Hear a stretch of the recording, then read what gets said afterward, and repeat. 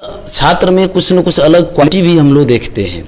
उसको बाहर लाने के लिए टीचर का एक अहम रोल होता है। हम लोग जब क्लास देते हैं कोई बच्चों को, तो उनको पढ़ाई के साथ साथ एक मोटिवेशनल क्लास भी कराते हैं, जिसमें बच्चे अपने लाइफ के दायित्वों को समझ सके और बच्चे आगे बढ़े कि नहीं, अपने पढ़ाई के बारे में सोचे। और ये पढ़ाई ही एक ऐसा चीज़ है जिसके वजह से बच्चे कुछ भी कर सकते हैं।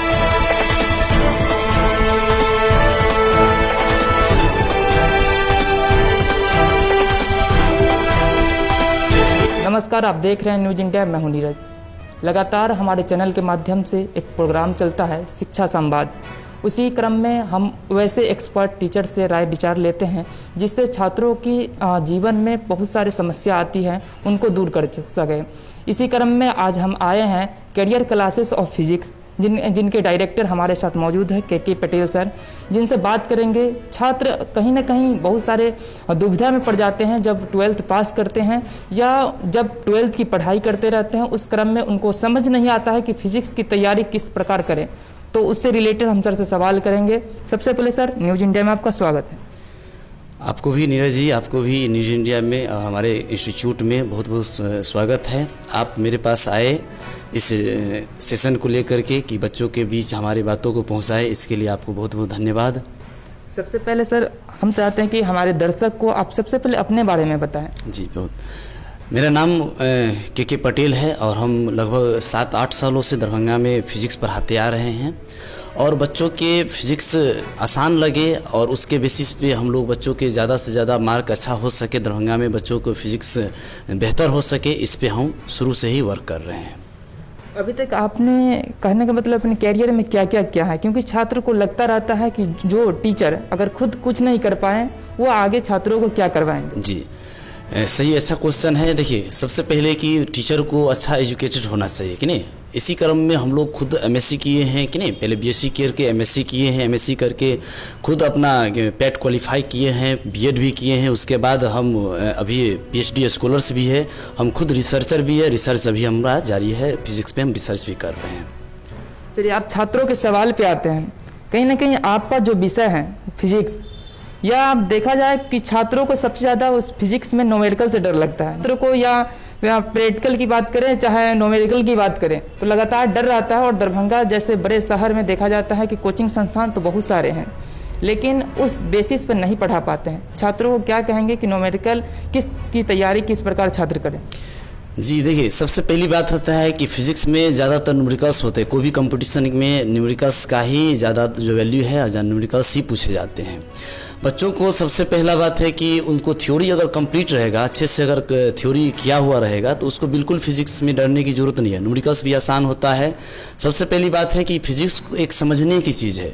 अगर आप रटते हैं या सीधे आप फिजिक्स पे बिना किसी नॉलेज का अगर न्यूमेरिकल्स बनाते हैं, बिना कंप्लीट थ्योरी का आप न्यूमेरिकल्स बनाते हैं, तो दिक्कत आती है। लेकिन हम लोग उसको अच्छी तरह से पहले थ्योरी को कम्प्लीटली पढ़ाते हैं, समझाते हैं, उसके बाद उसको न्यूमेरिकल्स बनाते हैं और बच्चे बहुत ही आसानी से न्यूमेरिकल्स को भी बना पाते हैं। क्योंकि फिजिक्स में सबसे ज़रूरी है उसकी थ्योरी, उसकी कंसेप्ट। और कंसेप्ट एक बार समझ में आ गया तो निश्चित वो न्यूमेरिकल्स आसान लगेगा और बनाता भी है और बनाएगा। क्या कहेंगे छात्रों को पढ़ाई किस तरह से करें? क्योंकि न्यूमेरिकल पढ़ने की बात करें या थ्योरी की बात करें, तो कहीं ना कहीं जब छात्र आईएससी में रहते हैं तो सबसे ज़्यादा डर फिजिक्स से ही लगता रहता है, क्योंकि उसी में सबसे ज़्यादा लोग फेल करते हैं। क्या कहेंगे, पढ़ाई का क्या तरीका होना चाहिए? देखिए, सबसे पहले तो हम यही कहेंगे बच्चों की, आप कहीं भी पढ़ते हैं, किन्हीं भी टीचर से पढ़ते हैं, तो खुद का सेल्फ स्टडी बहुत ही ज़्यादा ज़रूरी होता है। आप टीचर के बताए हुए मार्गदर्शन पे, बताए हुए कि नहीं थ्योरी कंसेप्ट पे आप रूम पर जाने के बाद उसको अच्छी तरह से फिर अपनी अलग अलग बुक से एनालाइज करके देखें, अच्छा से अपनी सेल्फ स्टडी कीजिए और अपनी कन्फ्यूजन को सबसे पहले आप दूर कीजिए। उसके बाद आप न्यूमेरिकल्स अगर बनाते हैं तो निश्चित आसान लगेगा और काफ़ी आसान होता है फिजिक्स। फिजिक्स एक समझने की चीज़ है, इसे आप समझ करके पढ़े, रटने की ज़रूरत नहीं होता है फिजिक्स में। जी, क्या लगता है, आप जो भी छात्र आपके पास पढ़ रहे हैं वह किस तरह तैयारी कर रहे हैं? कहने का मतलब आपका पढ़ाने का क्या अंदाज है छात्रों को? क्योंकि सबसे बड़ा ये देखा जाता है कि अगर शिक्षक जिस तरह से समझाते हैं उसी में ढल जाते हैं छात्र। तो पढ़ाने का आपका क्या तरीका है? यानी कि आप सिर्फ रटाते हैं या पढ़ाते हैं, समझाते हैं उसको? जी, बहुत अच्छा क्वेश्चन आप हमसे पूछे हैं कि बच्चों को आप किस प्रकार से पढ़ाते हैं कि नहीं। देखिए जिस तरह से अभी का हालात है, अभी की सिचुएशन है, उस हिसाब से हम लोग बच्चों को ट्रीट करते हैं। यानी कि अभी बच्चों ज़्यादातर डिजिटली जुड़ करके पढ़ना चाहता है और हम लोग भी उसे डिजिटली जोड़ करके पढ़ाते हैं। जब जहाँ पर जिस प्रकार की ज़रूरत होता है उसे बताते हैं, उसको डॉट्स प्रॉब्लम देते हैं कि नहीं, और उसको अलग से हम क्लास देते हैं, डॉट क्लियर करते हैं। और ज़्यादातर हमारा कोशिश रहता है कि बच्चों को क्लास में ही समझाया जाए और अच्छी तरह से थ्योरी कंप्लीट करा दिया जाए और उसको रूम पर जाने के बाद वो आसानी से क्वेश्चन भी बना सके। और अलग अलग बुक से हम अपना कॉन्सेप्ट पे एक न्यूमेरिकल्स का नोट्स तैयार करते हैं, वो बच्चों को प्रोवाइड करते हैं और उसको बच्चे बनाते हैं, फॉलो करते हैं। उसके बेसिस पे सारी बुक बना सकता है। देखा जाए तो कोरोना काल था, कोरोना काल में देखा जाए तो जो जी वर्ग हैं वह ऑनलाइन के माध्यम से ही पढ़ाई होता है। क्या लगा, आप इतने दिन से पढ़ा रहे हैं, ऑफलाइन और ऑनलाइन में सबसे बेहतरीन रिजल्ट किस बार आया? यानी कि ऑनलाइन पढ़ने से छात्र अच्छा कर सकते हैं या ऑफलाइन?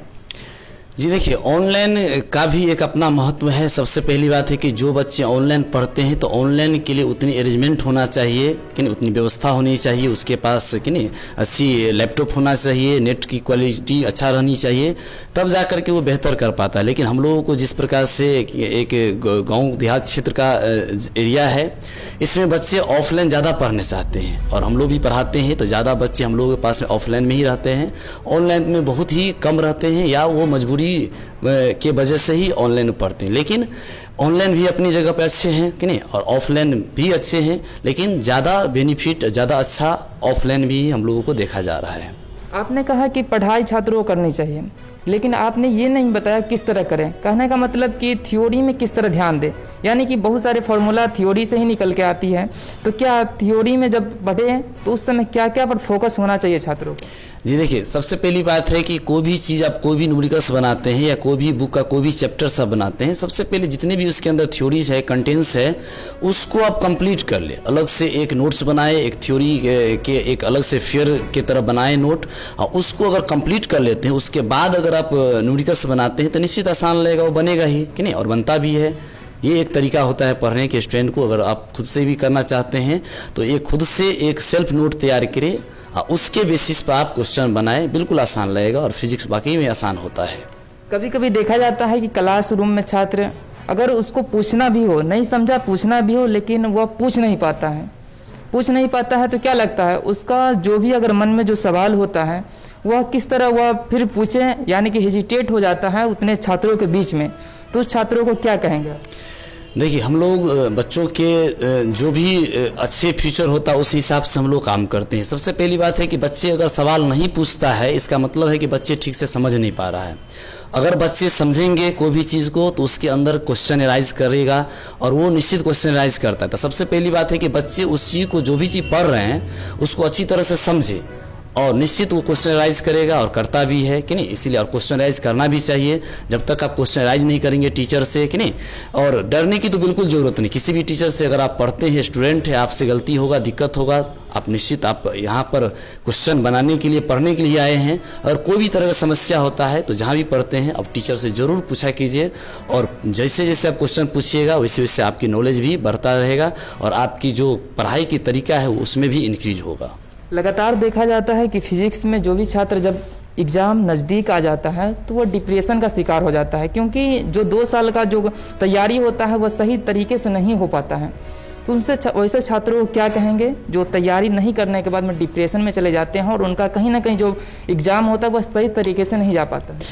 देखिए, बच्चा सबसे पहले डिप्रेशन में तभी जाता है जो वो पढ़ता नहीं है शुरू से कि नहीं। अगर वो शुरू से जिस समय से उसका बैच स्टार्ट हुआ है और वो अपने पर विश्वास लेकर के अगर सही से पढ़े, और ये 10 महीना का जो भी हम लोग कोर्स कराते हैं या जो भी टीचर से पढ़ते हैं, शुरू से अगर वो कंटिन्यूसली पढ़े तो हमको नहीं लगता किसी तरह के बच्चे के अंदर डर रहेगा, कोई दबाव रहेगा। उसको सबसे पहली तो ये हम कर सकते हैं कि आप जहाँ भी पढ़ते हैं तो अभी से ही आप अपने जो भी सब्जेक्ट को तैयारी करते हैं उसको शुरू से ही याद करना शुरू कर दीजिए। ऐसा नहीं कि लास्ट है, 1 महीना है, 2 महीना है, एग्जाम नज़दीक आ गया, उस समय आप याद कीजिएगा, उस समय आप निश्चित डिप्रेशन में जा सकते हैं। इसीलिए आप डिप्रेशन में नहीं जाए, उस पर आप ज़्यादा फोकस कीजिए। पहले से ही आप तैयारी रखिए हर चीज़ को, बिल्कुल आप अच्छे तरह से एग्जाम दे सकते हैं और कोई तरह के डिप्रेशन में भी आप नहीं जाएंगे। ये भी देखा जाता है कि एग्ज़ाम नज़दीक होने के बाद बहुत सारे ऐसे क्वेश्चन उनके सामने आ जाते हैं जिससे लगता है कि शायद वही क्वेश्चन आएगा, और जो पहले से तैयारी करते रहते हैं उस क्वेश्चन को छोड़ देते हैं। तो क्या कहेंगे इसमें? देखिए, सबसे पहली बात है कि जो भी बच्चे जो भी क्वेश्चन उसको लगता है कि ये सही है या जो भी टीचर के बताया हुआ क्वेश्चन है उस क्वेश्चन को निश्चित ही तैयारी कर ले, क्योंकि वो क्वेश्चन टीचर वही बताते हैं जो वो कई सालों से देखते आते हैं कि ये क्वेश्चन सब आता है, इस पैटर्न पे क्वेश्चन अलग अलग तरह के एग्जाम में पूछे जाते हैं, उस पर ज़्यादा फोकस करने की कोशिश करते हैं। इसीलिए उसको तो निश्चित ही तैयारी कर ले और वो क्वेश्चन का चांस रहता है और एग्जाम में निश्चित ही बहुत सारे क्वेश्चन ऐसा है जो आता है रिपीट होकर के भी।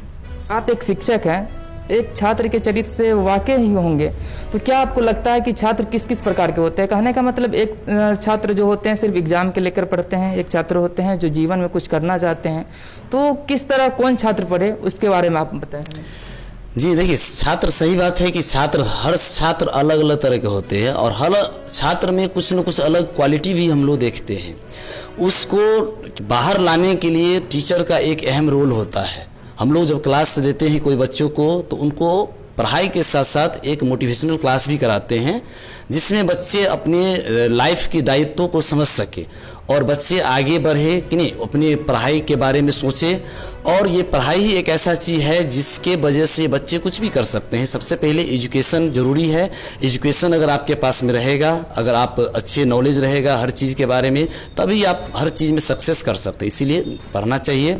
और जो बच्चे होते हैं अलग अलग तरह के बच्चे होते हैं, लेकिन बच्चों को सबसे पहले क्या है कि आप उसको एक पढ़ाई की लाइन पकड़वाना चाहिए कि नहीं। अगर जिस समय बच्चा, कोई भी स्टूडेंट जब आता है गाँव से, देहात से, तो वो पढ़ाई के बारे में उतना ज़्यादा नॉलेज नहीं रहता है, लेकिन जब हम लोग उसको सिखाते हैं, समझाते हैं कि बाबू पढ़ाई ही सबसे ज़्यादा अहम चीज़ है आपके लिए, आप जिस काम से आए हैं उसको पहले कीजिए, तो वो बच्चे भी पढ़ना शुरू करते हैं और निश्चित पढ़ता है कि नहीं। ये बच्चे पर डिपेंड करता है। बहुत सारे बच्चे हैं जो गांव से आते हैं, बहुत कमज़ोर रहता है, लेकिन हम लोगों की बातों से, हम लोगों के इम्प्रेशन से वो धीरे धीरे अपना पढ़ाई अच्छा कर लेता है। अब बात करते हैं एग्ज़ाम को लेकर। जो छात्र एग्ज़ाम देते हैं तो एग्ज़ाम से पहले वो किस तरह तैयारी करे एग्ज़ाम का? कहने का मतलब क्वेश्चन बैंक का किस तरह से देखा जाता है कि बहुत सारे प्रकाशित क्वेश्चन बैंक होते हैं, उसमें किस किस प्रकार से पढ़ें और कौन से क्वेश्चन पर कितना ध्यान दें? देखिए, चूँकि ये आईसी का एग्ज़ाम तो चूँकि हो गया है, तो आईसी के जितने भी स्टूडेंट एग्ज़ाम दिए हैं, पास हुए हैं, उसके लिए तो हम कि नहीं कंग्रेचुलेसन कहेंगे, अच्छे नंबर से पास हुए हैं। आगे उसके लिए जैसे आईसी के बेसिस से बहुत सारे एग्ज़ाम अभी बाकी भी है कि नहीं, ये ज़रूरी है उसके लिए। जैसे अगर कोई तरह का कोर्स करना चाहते हैं, बैचलर कोर्स, उसके लिए अलग अलग एग्ज़ाम होते हैं कि नहीं, उसके बारे में हम लोग भी बात करेंगे और अलग अलग कोर्स के बारे में आपको समझाएंगे। तो जैसे कि अगर कोई तरह के एग्ज़ाम आप देते हैं तो सबसे पहले है कि जो भी आप एग्ज़ाम देते हैं उसके पैटर्न को आप समझें। बिना पैटर्न को समझे हुए आप एग्ज़ाम दीजिएगा तो आप कि नहीं उतना अच्छा परफॉर्म नहीं कर सकते हैं। कोई भी तरह के एग्ज़ाम दीजिए तो उसके पैटर्न को, उसके क्वेश्चन बैंक को समझे कि किस प्रकार से क्वेश्चन पूछे जाते हैं और उसके बेसिस पर आप उस एग्ज़ाम को दीजिए। निश्चित अच्छा होगा और अच्छा आप करेंगे।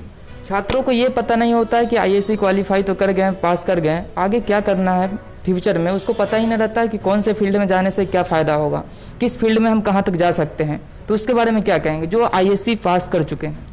जी, बहुत अच्छा क्वेश्चन है। जो बच्चे आईएएस पास कर चुके हैं, हम लोगों के पास में भी हर दिन कॉल्स आते रहते हैं जो हमारे छात्र हैं, जो सर हम आईएएस पास कर चुके हैं, अब आगे हम क्या करें। तो उन बच्चों को हम बताना चाहते हैं कि आईएएस पास करने के बाद उन्हें बहुत तरह के कोर्स ऐसे हैं जो आप कर सकते हैं कि नहीं। अगर आपको इस कोर्स के बारे में सबसे पहले तो आप जानकारी लें कि कौन कौन से कोर्स हमको करना है कि नहीं, उसके बारे में आप समझिए। देखिए, जैसे आप आईएएस करते हैं तो अलग अलग तरह के आप बैचलर कोर्स कर सकते हैं, जिसमें आप नॉन टेक्निकल, टेक्निकल दो तरह के कोर्स होते हैं जो आप कर सकते हैं कि नहीं। जैसे अगर हम टेक्निकल की बात करें तो इसमें आप जेडब्ल्यू की, सबसे पहले जो भी स्टूडेंट मैथ के हैं तो जेडब्ल्यू की आप प्रिपरेशन कीजिए, जेडब्ल्यू का क्वालिफाई कीजिए, उससे आप अलग अलग तरह के स्टेट इंजीनियरिंग एग्जामिनेशन कॉलेज में आप एडमिशन ले सकते हैं कि नहीं। और अगर जो है सो जेडब्ल्यू मेंस की क्वालिफाई करने के बाद आप एडवांस में भी जा सकते हैं, आईआईटी में भी जा सकते हैं कि नहीं, और मेंस के थ्रू एनआईटी में भी जा सकते हैं। और जो बच्चे मेडिकल यानी बायोलॉजी से है, मेडिकल क्षेत्र में जाना चाहते हैं, वो स्टूडेंट नीट का एग्जामिनेशन दे सकते हैं और नीट के थ्रू वो एमबीबीएस कर सकते हैं कि नहीं। एमबीबीएस के बाद वो अलग अलग तरह के कोर्सेज कर सकते हैं, जैसे कि हम बहुत सारे कोर्स उसको बताएंगे, जैसे एमबीबीएस, बीडीएस कर सकते हैं, बीएएमएस कर सकते हैं, बीएससी नर्सिंग कर सकते हैं। ये सब कोर्स वो मेडिकल वाले स्टूडेंट कर सकते हैं। तो क्या कोर्स करते हुए कोई सरकारी यानी कि कोई भी कॉलेज या यूनिवर्सिटी में एडमिशन ले सकते हैं, बीएससी या और भी बहुत सारे बीए? जी देखिए, सबसे पहले कि बच्चों जो भी आईएससी के बाद एडमिशन लेना चाहते हैं तो अभी हम बताएं कि दो तरह के कोर्स कर सकते हैं, टेक्निकल और नॉन टेक्निकल। टेक्निकल और नॉन टेक्निकल में आप जैसे मान लीजिए जनरल, आप जो भी स्टूडेंट आर्ट के हैं तो बीए कर सकते हैं सिंपल में, जो कॉमर्स के हैं बीकॉम कर सकते हैं, जो साइंस के हैं जनरली बीएससी कर सकते हैं कि नहीं, और भी तरह के पॉलिटेक्निक कर सकते हैं, बीबीए कर सकते हैं, एमबीए कर सकते हैं, बीएससी एग्रीकल्चर कर सकते हैं, बीएससी नर्सिंग कर सकते हैं। ये सब बहुत सारे कोर्स है जो कर सकते हैं। अब जहां तक कॉलेज की बात है तो देखिए, कॉलेज भी हम लोग दो तरह के, जैसे एक होता है स्टेट के थ्रू, जैसे स्टेट गवर्नमेंट के थ्रू जो यूनिवर्सिटी होते हैं उसमें एडमिशन ले सकते हैं, और एक होता है सेंट्रल यूनिवर्सिटी जिसमें वो एडमिशन ले सकते हैं। तो स्टेट, हर स्टेट में अलग अलग तरह के यूनिवर्सिटी होते हैं, उसका अपना एग्जाम लेने का एक अपना प्लेटफॉर्म है, अपना प्रोफार्मा होता है, उस हिसाब से वो अपना टेस्ट लेते हैं और उसके थ्रू एडमिशन देते हैं। लेकिन जहां आप अगर सेंट्रल यूनिवर्सिटी में आप जाना चाहते हैं कि सेंट्रल यूनिवर्सिटी में, जैसे बनारस हिंदू यूनिवर्सिटी जाना चाहते हैं, जामिया मिलिया इस्लामिया में जाना चाहते हैं, या जेएनयू में आप जाना चाहते हैं कि नहीं, या आप सेंट्रल यूनिवर्सिटी ऑफ केरला में जाना चाहते हैं, या सेंट्रल यूनिवर्सिटी ऑफ कि नहीं जो कोलकाता में जाना चाहते हैं, तो ये सब जो ऐसे यूनिवर्सिटी है जिसमें आप अगर एडमिशन लेना चाहते हैं तो इन सभी कॉलेज का अपना अपना एक फॉर्म निकलता है और उनका यही अप्रैल मई में ही फॉर्म आता है, उसको आप फिलअप करें, उसके बाद उसके एग्ज़ाम के डेट में एग्ज़ाम दे, और अगर वो क्वालिफाई करते हैं तो आप सेंट्रल यूनिवर्सिटी में भी आप एडमिशन ले सकते हैं। वहाँ से आप बीएससी कर सकते हैं, बीए कर सकते हैं, और कि नहीं बीकॉम कर सकते हैं, और अलग अलग तरह के बहुत तरह के डिफरेंट कोर्सेस है जिसको आप आसानी से फ्री में कर सकते हैं। ये भी इसमें फैसिलिटी है। ये बताइए कि ये तो हुआ कोर्स के बारे में और 12th पास करने के बारे में। आप 11वीं और 12वीं दोनों को पढ़ाते हैं, फिजिक्स पढ़ाते हैं, तो छात्र घर पे किस तरह से पढ़ाई करें, कितने घंटे पढ़ें? क्योंकि छात्र में ये लगता है कि फिजिक्स है हार्ड है, भर दिन पढ़ते रह जाते हैं और समझ में कुछ नहीं आता है, तो किस तरह पढ़े, एक विषय पर कितना देर समय दें? जी देखिए, सबसे पहली बात है, अगर जो बच्चे घर से तैयारी करना चाहते हैं तो सबसे पहली बात है, जो भी आप साइंस के सब्जेक्ट, जैसे मान लीजिए आप नीट की तैयारी करते हैं या जेडब्ल्यू की तैयारी करते हैं, तो इस सब के लिए आपको अपने जो गांव की माहौल है उससे पहले अलग होना पड़ेगा, क्योंकि ये सब एक ऐसी तैयारी है जो अलग अलग तरह के डिस्टर्बेंस में रह करके आप नहीं पढ़ सकते, उसके लिए आपको अलग होना ही पड़ेगा कि नहीं। और अगर आप दूसरे चीज़ का तैयारी करते हैं तो निश्चित आप किसी न किसी टीचर से अगर ऑनलाइन क्लास करते हैं या गाँव में ऐसी सुविधा है तो ले करके कि नहीं उसको आप अलग से तैयारी करें। और ये कोई ज़रूरी नहीं कि आपको 10 घंटा या 12 घंटा ही पढ़ना है कि नहीं, अलग अलग स्टूडेंट को अलग अलग समझने की कैपेसिटी होती है अपना हिसाब से। अगर आप जब भी टाइम आपको बचता है, आप मॉर्निंग में पढ़ना चाहते हैं मॉर्निंग में पढ़ सकते हैं, इवनिंग में पढ़ना चाहते हैं इवनिंग में पढ़ सकते हैं। जिस समय आपका दिमाग आपकी पढ़ाई के प्रति आपका एक्टिव हो जाए या पर लगे कि नहीं हमको इस समय पढ़ना चाहिए, उस समय आप निश्चित पढ़िए, और उस समय पढ़िएगा तो निश्चित आप क्वालिफाई निश्चित आप करिएगा। आप फिजिक्स के टीचर हैं, आप फिजिक्स के बारे में बहुत अच्छे से बता सकते हैं कि फिजिक्स कैसा विषय है। विभिन्न तैयारियां करते हैं, 12th की तैयारियां करते हैं, और वह कहीं ना कहीं डिप्रेशन में आके एग्ज़ाम से कुछ दिन पहले और परीक्षा का तैयारी से अच्छे से नहीं जाने के बाद में वो क्वालिफाई नहीं कर पाते हैं। जी बिल्कुल, उसके नहीं सही बोले हैं कि बच्चे की जो है सो किस प्रकार से जो है अपना तैयारी जो है सो करना चाहिए। इसके बारे में अभी भी आपको हम वही बताए थे कि बच्चे किस प्रकार से तैयारी करें। देखिए, सबसे पहली बात है कि जो भी बच्चे अपना प्रिपरेशन करना चाहते हैं, जो भी क्वालिफाई की हैं आईएससी, तो आप लोग सबसे पहले आप अलग अलग तरह के कोर्स के बारे में समझें कि नहीं। बहुत तरह के आईएससी के लेवल पे कोर्स है, और उस कोर्स के बेसिस पे आप कोई ना कोई जो करें और उस तरह के आप एग्जाम की प्रिपरेशन करें। आप निश्चित फिजिक्स, खास करके फिजिक्स के बारे में अगर हम बता दें तो फिजिक्स एक ऐसा सब्जेक्ट है जिसमें आप जब उस चीज़ को पढ़ते हैं तो ज़्यादातर समझने की कोशिश करें कि नहीं, क्योंकि फिजिक्स एक समझने की विषय है। आप रट करके फिजिक्स को कभी कंप्लीट नहीं कर सकते, इसीलिए पहले तो आप अपने माइंड को एकदम कंसंट्रेट करें, उसके बाद उसको समझें, और समझ करके आप पढ़िएगा। तो फिजिक्स इतना आसान आपको बिल्कुल कोई भी सब्जेक्ट नहीं लगेगा, और फिजिक्स वाकई में आसान है।